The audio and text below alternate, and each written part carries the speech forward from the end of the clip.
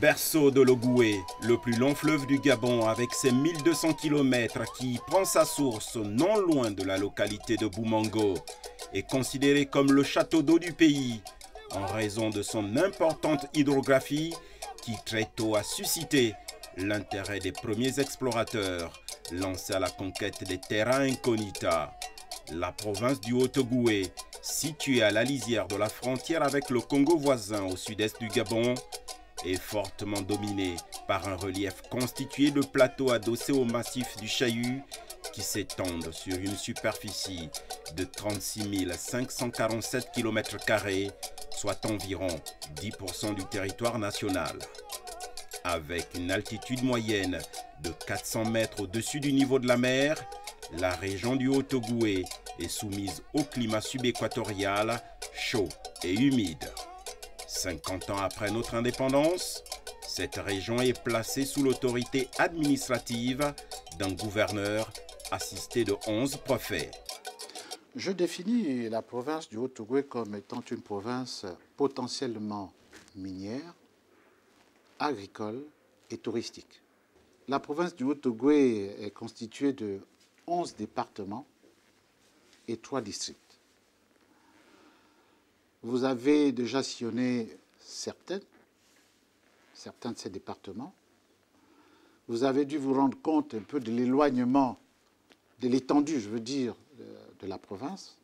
Outre son réseau fluvial, symbolisé par la rivière Létili, le premier affluent de l'Ogooué sur la rive droite, et frontière naturelle avec le Congo, le Haut-Ogooué présente surtout des savanes, des plaines et par endroits, quelques massifs forestiers qui constituent tout un univers à part.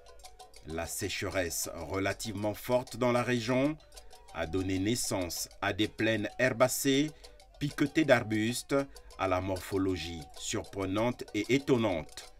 Autre singularité de cette province, la formation de sanctuaires forestiers présents le long des cours d'eau, sculptés par les vents chargés d'humidité venus de l'est du continent.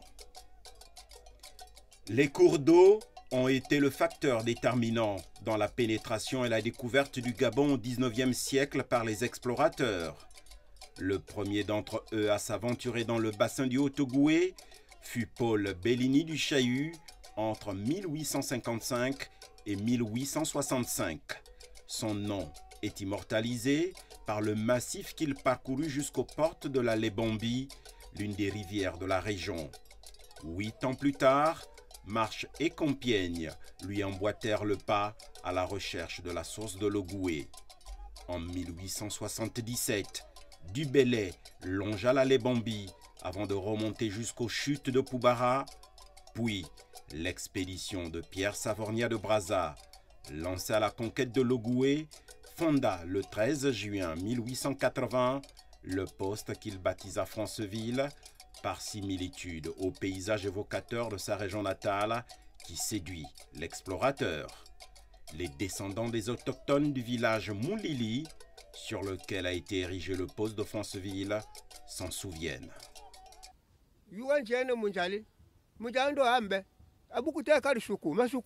Mais au départ, le nom du village c'était Moulili. Moulili. Donc le nom qu'ils vont lui donner à lui de Brazza, c'est Masuku.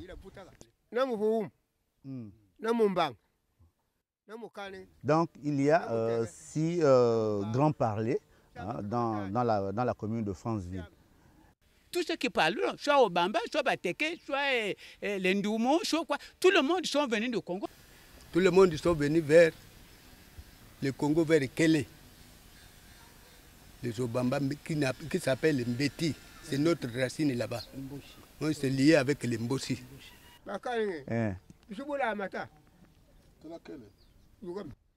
Donc eux ils reviennent de ce côté-là, de l'Est, mais principalement chez les Kouya, donc chez l'un des clans d'Oumou qu'on appelle le clan Kouya, qui était à l'époque géré par le chef Ngimi.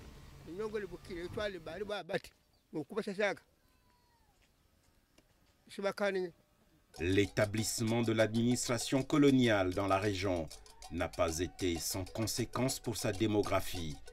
Réquisition, travail forcé, portage et autres abus en tout genre, instaurés par les colons, ont fortement contribué à dépeupler la province et à jeter des villages entiers sur les chemins de l'exode.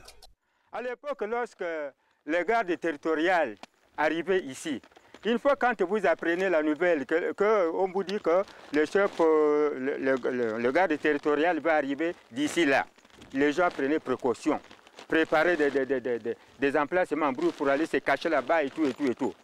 Lorsque ces gardes territoriales arrivaient, ils vous trouvent avec une belle femme dans le village.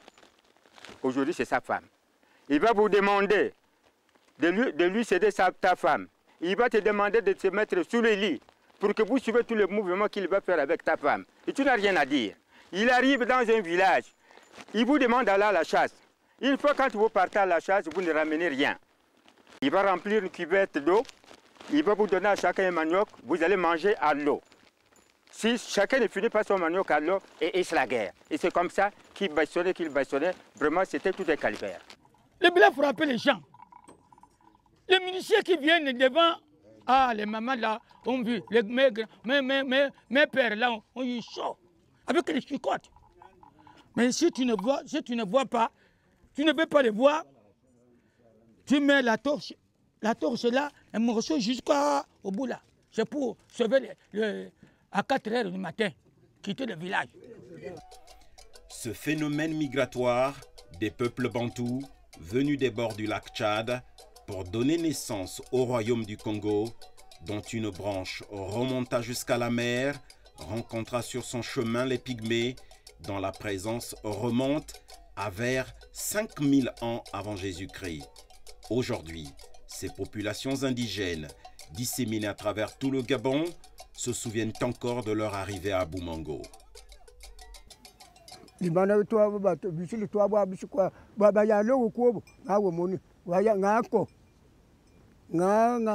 de faire nos petits villages ensemble avec d'autres communautés, nous on allait d'abord voir. Une fois le champ déjà abattu, une fois sémé, si on trouve que la zone produit assez de manioc, la banane, les tarots, c'est en ce moment que nous on pouvait se déplacer d'un ancien village pour le nouveau village. Les témoignages relatifs au peuplement des localités de la province du Haut-Ogooué font apparaître un fort brassage intercommunautaire. On avait quitté vers la forêt des Congolais, dans les guerres de Mbossi. Premier, je ne sais pas, même au fond de il y avait l'époque de Bokumbokili. Bokumbokili passait là-bas, Nkabi passait là-bas, Wang passait là-bas quoi. Au fond de il venait là. Fondateur de Kondia, c'est au fond de même père, mes familles qui m'a dit ça. Ils sont venus les trois. Il y a au fond de l'eau, Nkoba Ngombe, Ousini, Obili, et puis Oyou et de Ngwangoubou. Il n'avait été pas nos familles. Ils sont venus m'embêter. Mbede qui se parle là. Après la longue nuit coloniale et à l'aube de l'indépendance, le 17 août 1960, parmi les jeunes cadres formés, appelés à servir le pays, il y a Jacques Libizangomo Joumas, premier ingénieur diplômé de Polytechnique et actuel président de l'Assemblée départementale de l'Ampassa. Ici, il y avait des personnalités politiques qui suivaient, soutenaient plus ou moins les leaders qui se trouvaient à Libreville, n'est-ce pas? Mais la tendance, il faut le dire, était quand même pour le bloc démocratique gabonais, dont le leader s'appelait Léon Mba. Et finalement, toutes ces personnalités politiques, qu'il s'agisse de Amogo, de Sandungu, de Okinda, ils sont nombreux, je ne peux pas les citer tous, n'est-ce pas? Tous ces gens-là, finalement, sont allés derrière Léon Mba et l'ont soutenu jusqu'au moment de l'indépendance et après l'indépendance. J'ai toujours pensé que la colonisation aurait pu être une source d'évolution intellectuel et matériel pour les Gabonais, n'est-ce pas? En particulier, nous ici, mais pour les Africains en général, tous ceux qui étaient colonisés à l'époque. J'ai toujours pensé cela. J'ai toujours pensé que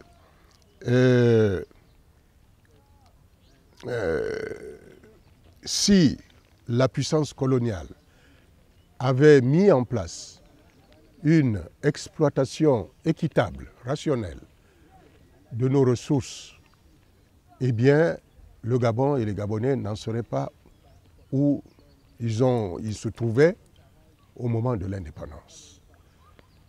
Malheureusement, pendant la colonisation, le Gabon a été considéré comme une colonie d'exploitation, de matières premières uniquement. Et on a exploité à outrance ces matières premières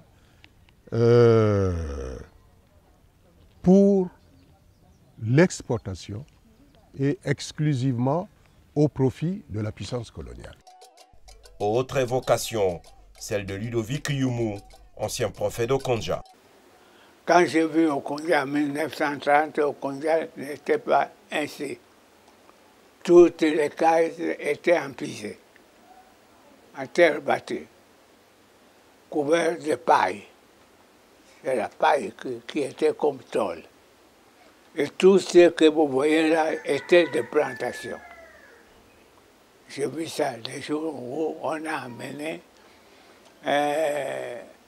les Bakota de Molundu là. Quand ils sont arrivés en 1930, moi j'étais présent. Mon père m'a amené ici, là, resté avec ma soeur, la femme de Ondouo. Voilà. On était présents. Ils sont venus amarrer. Au Kondia, on ne parlait plus. Personne ne commandait, rien que le commandant. Arrivé à 7 h du soir, on sonne, personne ne peut parler, même un coq ne peut pas crier. Infrastructures de base, accès à l'eau potable et à l'électricité, ainsi que des voies de communication carrossables en toute saison, constituent les besoins prioritaires à satisfaire par le gouvernement pour les populations du Haut-Ogooué au regard des carences 50 ans après l'indépendance. Un demi-siècle après l'accession du Gabon à la souveraineté internationale, un constat général se dégage. L'accès à l'eau et à l'électricité demeure préoccupant pour une grande majorité de la population du pays, malgré les potentialités. Et la province du Haut-Ogooué ne fait pas exception en dépit de la mise en service, voilà 35 ans, du barrage hydroélectrique de Poubara, exploité par la SEEG, d'où la complainte des populations d'Aboumi. Voyez vous-même, vous êtes à Aboumi, non? Regardez là, là nous n'avons pas même l'eau, même la lumière, il n'y en a plus, toutes ces choses. Vous voyez, non? Même l'état des routes, c'est mauvais.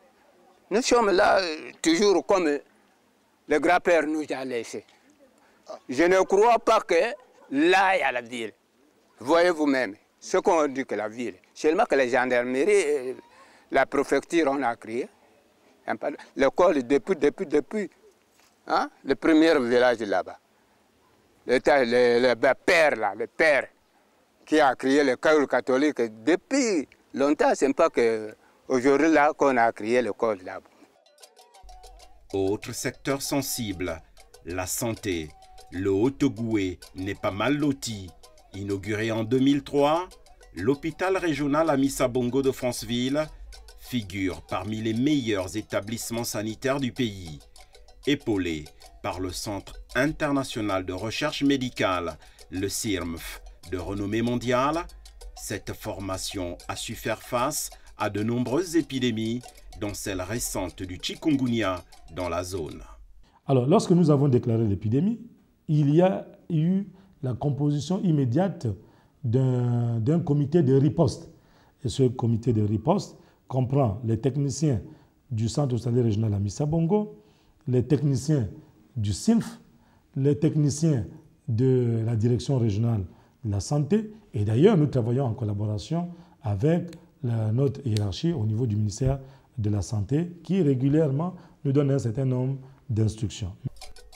Région terminus du chemin de fer transgabonais, conçue pour être l'épine dorsale de l'économie nationale, la province du Haut-Ogooué dispose d'un faible réseau routier.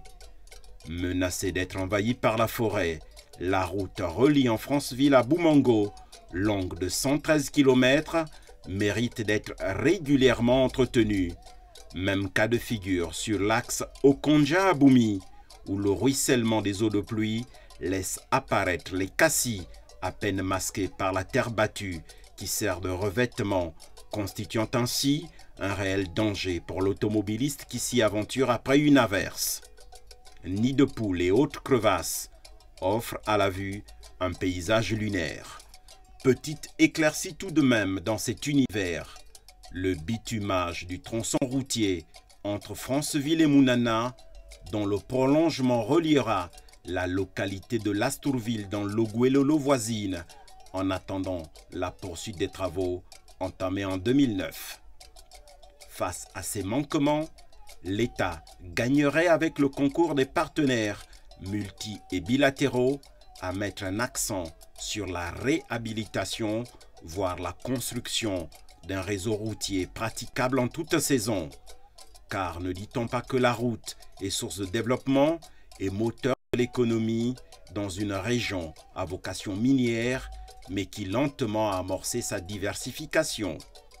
Fleuron de l'industrie minière dans le Haut-Ogooué, la Comilog, la compagnie minière de l'Ogooué, a démarré ses activités en 1953 dans la région, à la suite de la découverte du manganèse à Mwanda sur le site du plateau de Bagombe.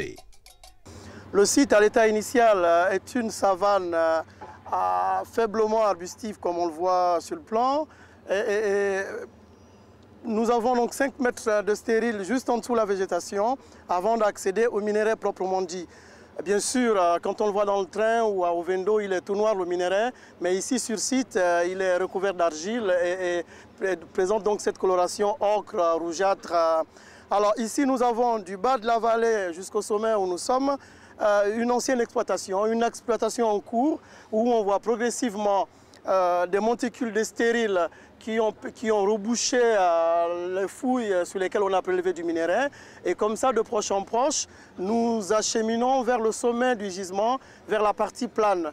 L'engin qui nous permet de retirer le stérile s'appelle la dragline. Aux côtés des mines et de l'exploitation forestière, l'activité économique dans le Haut-Ogooué est également marquée par la présence de structures agro-industrielles, à l'image de la SUCAF, spécialisée dans la fabrication du sucre raffiné, qui, 35 ans après sa création, a retrouvé une seconde jeunesse au terme de son processus de privatisation. L'objectif initial, c'était déjà de développer des activités dans le Haut-Ogooué et puis également d'être autosuffisant au niveau de la production du sucre. Donc aujourd'hui, ça fait 35 ans que la société tourne, ça fait 10 ans, un peu plus de 10 ans que ça a été privatisé, c'était une société para-étatique. SUCAF a trouvé son autonomie. Il n'y a pas très longtemps, on a été audité par le comité de privatisation. Donc l'objectif, c'est de faire un petit peu un bilan de ce qu'était devenu SUCAF. Donc en 10 ans, on a augmenté la production de sucre, qui est passée de 17, 18, 19 000 tonnes, c'était ce qu'ils produisaient à l'époque, et aujourd'hui on est rendu à 26 000. Héritière d'un lourd passif, légué par la colonisation, dont l'objectif premier ne consistait pas à développer le pays dominé, mais plutôt à s'accaparer ses richesses, les autorités gabonaises sont parties de rien pour doter la région d'équipements nécessaires au fonctionnement de l'État post-colonial. De Bongoville à Akieni, de Boumango à Bakumba, en passant par Mwanda et Mounana, hôtels de ville, mairies, établissements scolaires, lycées, postes de gendarmerie, sièges des conseils départementaux, Bâtiments administratifs et autres, hôpitaux et dispensaires sont sortis de terre, faisant la fierté des populations locales, y compris dans les villes minières où, malgré l'arrêt du téléphérique et les activités de la Comuf, les équipements ont gardé leur lustre. Chanter, danser, aller à la chasse, à la pêche ou encore à la plantation, toutes ces activités quotidiennes constituent le legs des ancêtres. De nombreux objets conservés jalousement témoignent aujourd'hui d'un savoir-faire et d'une technicité adaptée à l'environnement. Les maîtres chasseurs ont fabriqué lances et clochettes ainsi que des filets en fibres végétales. Dans cet univers où l'individualisme était banni, le groupe constitué d'hommes, de femmes et enfants participait à la chasse. Les cris et le raffut provoqués par les branchages rabattaient le gibier dans le filet. Le butin était équitablement partagé pour la survie de l'ensemble des membres du groupe, préfigurant ainsi une forme de sécurité sociale à l'africaine. La pêche, elle se pratiquait à la nasse. Les produits du petit élevage de poulets et cabris venaient compléter la chaîne alimentaire d'une société où les grands symboles que sont les tissus en raffia, les houes, les enclumes, calebasses et autres poteries ont résisté au temps. Tout au long de cette immersion, au cœur de cette communauté humaine, chaque jour passé a apporté son lot de découvertes. Splendeur de la nature, sculptée de la main du grand architecte, canyon de Léconie, rapide de Poubara, voire l'univers des plateaux. À cela, il faut y ajouter la contribution de l'humain à la préservation de son environnement, avec la création du parc animalier de Lekedi, faisant de ces populations une communauté bien dans son époque et enracinée dans son univers. Dans les villes et villages du Haut-Ogooué, vous y trouverez des hommes et femmes qui racontent par leur expression corporelle variée et par la parole et le chant le passé récent comme l'histoire millénaire des peuples de la savane et de la forêt liés par le lignage et qui vivent en parfaite harmonie avec les terres de leurs ancêtres, les terres du Haut-Ogooué.